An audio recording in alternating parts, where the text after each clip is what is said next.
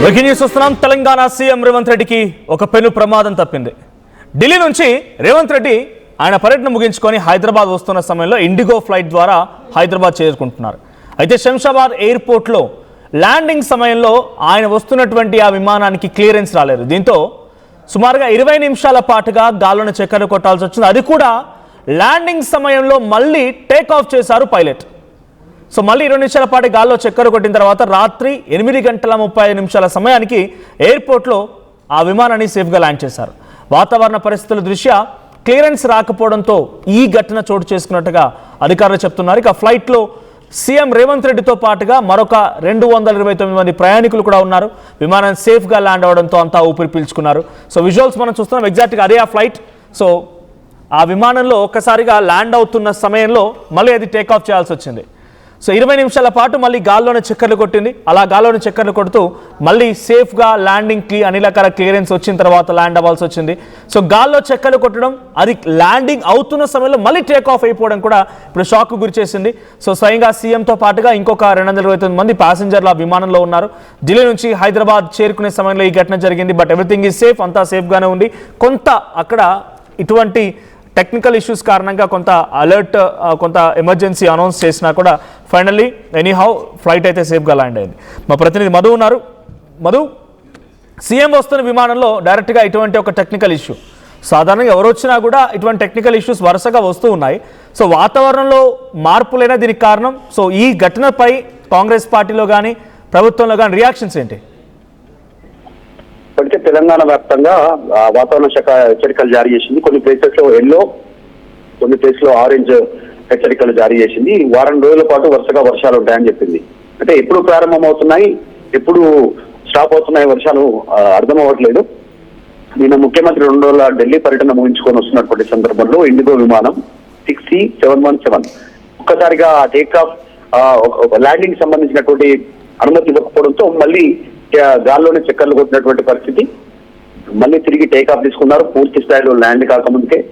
అందులో ముఖ్యమంత్రి రేవంత్ రెడ్డి, తెలంగాణకు సంబంధించిన ముఖ్యమంత్రి ఉండడం అనేటువంటిది కాస్త ఆందోళన కలిగించినటువంటి విషయం. సెక్యూరిటీ వింగ్స్ కంతా కూడా ఎందుకు అనుమతి ఇవ్వలేదు ముఖ్యమంత్రి ఉన్నటువంటి విమానానికి? దాదాపు 20 మినిట్స్ గాల్లోనే చక్కర్లు కొట్టినటువంటి సిచ్యువేషన్. అంటే ఇది స్పెషల్ ఫ్లైట్ కాకపోవడం, దాంట్లో మిగతా సాధారణ ప్రయాణికులుగా ఉండడం అనేటువంటి కూడా కొంత ప్రయాణికులకు కూడా ఆందోళన కలిగించింది. ఎందుకు ల్యాండ్ అవుతున్న సమయంలో అనుమతి ఇవ్వకపోవడం, మళ్ళీ ఎందుకు టేక్ ఆఫ్ అవ్వాల్సి వచ్చింది అనేటువంటిది కేవలం వాతావరణానికి సంబంధించినటువంటి అంశమేనా, లేదు అంటే ఇంకా ఇతర విమానానికి ఏమైనా అంతకంటే ముందు ఏమైనా క్లియరెన్స్ ఇచ్చారా అనేటువంటి అంశాలను ఏటీసీ అధికారులు చెప్పాల్సినటువంటి అవసరం ఉంటుంది. ఎయిర్ ట్రాఫిక్ కంట్రోల్ సంబంధించినటువంటి అధికారులు. సో ప్రస్తుతం అందులో ముఖ్యమంత్రి ఉండడం, టేక్ ఆఫ్ కి సంబంధించినటువంటి విషయంలో మళ్ళీ టేక్ ఆఫ్ తీసుకోవాలనేటువంటి ఆదేశాలు రావడంతో ల్యాండింగ్ కి ముందు టేక్ ఆఫ్ తీసుకున్నటువంటి పరిస్థితి. ప్రస్తుతం అయితే ముఖ్యమంత్రి సేఫ్ ఉన్నారు, హైదరాబాద్ వచ్చారు, ఇప్పుడు అధికారిక కార్యక్రమాల్లో కూడా పాల్గొంటున్నారు, ఇబ్బంది లేదు. కానీ ఈ విషయం లేట్ గా బయటకు వచ్చి ఈ సమాచారం అంతా బయటకు లేట్ గా రావడంతో చర్చ జరుగుతుంది. రైట్. సో దీనిపై రియాక్షన్స్ ఏంటి? కాంగ్రెస్ పార్టీలో కానీ ప్రభుత్వం ఎటువంటి రియాక్షన్స్ వస్తున్నాయి? సెక్యూరిటీ టీం ఎటువంటి రియాక్షన్ ఇస్తోంది? పెద్దగా ఇప్పటివరకు ఏం పెద్దగా రియాక్షన్స్ లేవు. ఎవరు దీనిపైన పెద్దగా మాట్లాడడం లేదు. సమాచారం బయటకు వచ్చిన తర్వాత అధికారులకు సంబంధించి ఎందుకు టేక్ ఆఫ్ సంబంధించిన విషయంలో వివరణ తీసుకునేటువంటి అవకాశం ఉంది ప్రభుత్వ పరంగా. అంటే టెక్నికాలిటీస్ పరంగా వాతావరణం సహకరించనందువలన, లేదంటే అంతకు ముందుకే వేరే విమానాలకు కానీ ఇంకా వాటికి ఏమైనా ఏటీసీ సమాచారం ఇచ్చింది అనేటువంటిది సీఎంఓకు సమాచారం ఇచ్చే అవకాశం ఉంటుంది ఏటీసీకి సంబంధించిన అధికారులు. ప్రస్తుతానికి మాత్రం దీనిపైన పెద్దగా రియాక్షన్స్ తెలియదు. Right, thank you. సో ముఖ్యమంత్రి రేవంత్ రెడ్డి ఢిల్లీలో సుమారుగా 2-3 రోజుల పాటుగా పర్యటన ముగిసింది. కేసీ వేణుగోపాల్ అండ్ ఇతర అధికారులతో భేటీ అయ్యారు, ఇతర అధిష్టానంతో భేటీ అయ్యారు, ప్రభుత్వ కేంద్ర మంత్రులతో భేటీ అయ్యారు, శివరాజ్ సింగ్ చౌహాన్తో భేటీ అయ్యారు, ఇతరత్ర మంత్రులతో భేటీ అయ్యారు. ఈ భేటీ ముగించేసుకొని కాంగ్రెస్ పార్టీ అధిష్టానంతో భేటీ అయిన తర్వాత తిరుగు ప్రయాణం చేస్తున్నారు. సాయంత్రం ఆయన హైదరాబాద్లో వచ్చారు. అయితే హైదరాబాద్కు వచ్చే క్రమంలో ఇండిగో విమానాన్ని ఆయన ఉపయోగించారు. ఇండిగో విమానం, ఎస్ ఇదే ఆ మ్యాప్. సో ఎగ్జాక్ట్గా మీరు చూడొచ్చు, యాజ్ పర్ దిస్ మ్యాప్ చూడండి, పైన 20 నిమిషాల పాటు అక్కడ చక్కర్లు కొడుతున్న ఒక విజువల్ కూడా చూస్తూ ఉన్నాం. సో 20 నిమిషాల పాటుగా గాల్లోనే ఆ విమానం చక్కర్లు కూడా కొట్టింది. సో అలా చక్కర్లు కొడుతున్నటువంటి సమయంలో కొంత అందరూ షాక్ గురయ్యారు. సో అంతా కూడా షాక్ గురైన అంశం ఏంటంటే అది ల్యాండ్ అవుతున్న సమయంలో మళ్ళీ తిరిగి ఎగ్జాక్ట్గా గాల్లో చక్కర్లు కొట్టింది. సో ల్యాండ్ అవుతున్న సమయానికి మళ్ళీ గాల్లో చూడండి అక్కడ గ్రీన్ లైన్లో. సో అక్కడ వరకు వచ్చి అలా గాల్లో చక్కర్లు కొట్టి మళ్ళీ అక్కడే ల్యాండ్ అయిపోయింది. సో ల్యాండ్ అయ్యే సమయానికి మళ్ళీ అది గాల్లోకి ఎగరడం, ఆ తర్వాత మళ్ళీ దాన్ని కాసేపు పాటుగా గాల్లోనే తిప్పడం, ఇవన్నీ కూడా ఇప్పుడు చర్చ జరుగుతోంది. సో ఏదేం జరిగినా ఆయన సేఫ్గా ల్యాండ్ అయ్యారు, హీఈస్ సేఫ్.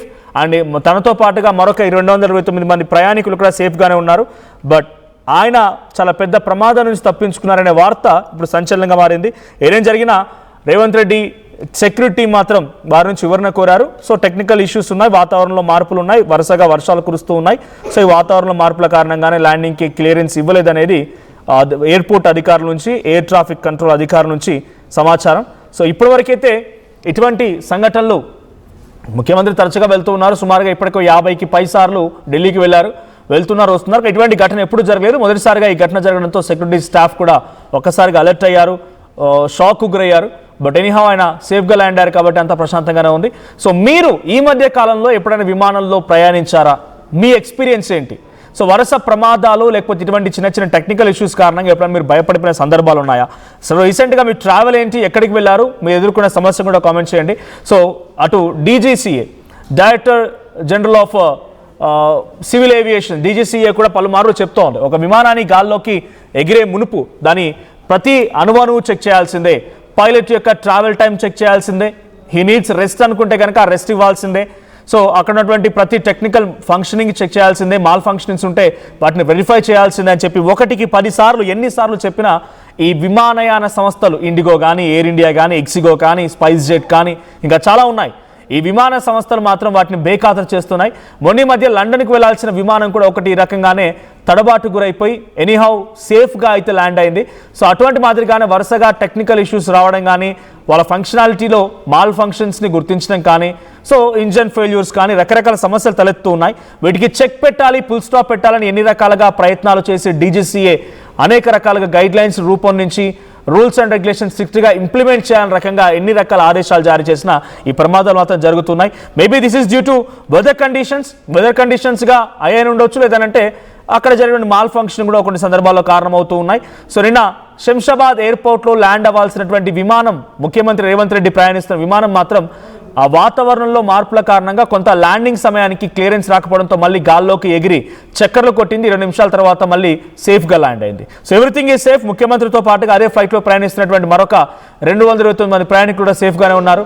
కానీ మీ ఎక్స్పీరియన్స్ ఏంటి? రీసెంట్గా మీ ట్రావెల్ జర్నీ ఎలా ఉంది? ఆ తర్వాత విమాన ప్రయాణాలపైన మీ ఎక్స్పీరియన్స్ ఏంటో కామెంట్ చేయండి.